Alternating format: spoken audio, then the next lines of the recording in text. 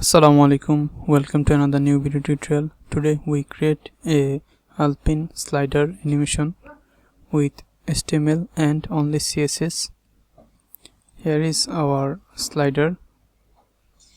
If we click next, then it go next slider, and click previous, go previous slider.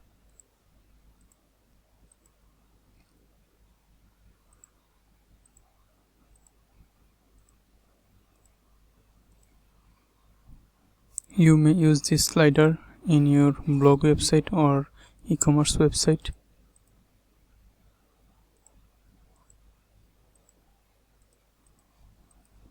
Let's go to our coding. Here is our index.html file and style.css file. We will provide the source code in video description. Also, we will provide our social link in video. If you face any problem, you may contact with us. Please subscribe our channel and press the bell icon to get video notification.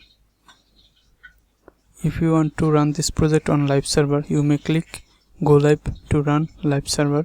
We are using Visual Studio Code as a code editor. Thank you. Let's start our coding.